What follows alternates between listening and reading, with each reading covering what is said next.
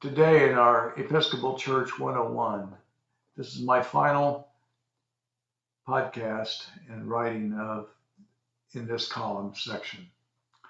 I'd like to title this Reinventing Church. Every 500 years more or less, the church goes through upheavals, and now is our time for another upheaval. The first period might have been Constantine. Yes, it was the 300s, and the Islamic Revolution hit in the late 600s, so take the average. Then there was Charlemagne around 800, and the Protestant Reformation in the 1500s. And here we are in the 21st century in 2020, or perhaps in the middle of a devastating pandemic. What will the church be going forward? I would like to share with you 3 ideas about a possible response to that question. First, the church of the 21st century will not be a building. It will not be a staff. It will not be a rector or a clergy leader. It will be people. As an encyclical from the Second Vatican Council in 1962 stated, the work of the church will be the, quote, full, active, conscious, and participation of all the people of God. Church will no longer be a passive spectator sport. It will be involvement and engagement. We do not go to heaven because of our good works on earth, but we can no longer depend on other people to do the work of Christ. Everyone must get involved.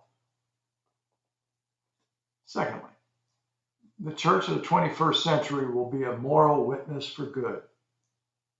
If our bishops and priests can convey and teach the word of God, the church will stand up and challenge the lies, falsehoods, conspiracy theories, and crazy stuff that oppresses people. Jesus did that. So should we. This does not mean the church sides with the political party, but it does mean that when outright lies are promulgated to advance a political agenda, the church must oppose it. Otherwise, the old Latin maxim applies, quote, silence gives consent. If the church remains silent in its call to confront lies, then we are consenting and agreeing with the lies.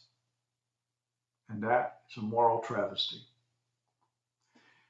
Thirdly, the church of the 21st century will confront the fundamentalist nonsense of the past century. To put it bluntly, fundamentalism has damaged Christianity and the world in countless ways. If our bishops don't confront this insane heresy, then scholars and lay people will. The Bible is not a textbook of science, history, and geology that goes without error. That is simply crazy. It is a narrative story of the relationship of different people to a God of love. The church of the future will see that the fundamentalist churches are terrific mission fields for developing real Christian faith in diverse communities just like Grace. I will do what I can to help launch the church of the 21st century. I invite you to help. And God bless you in your faith and your love.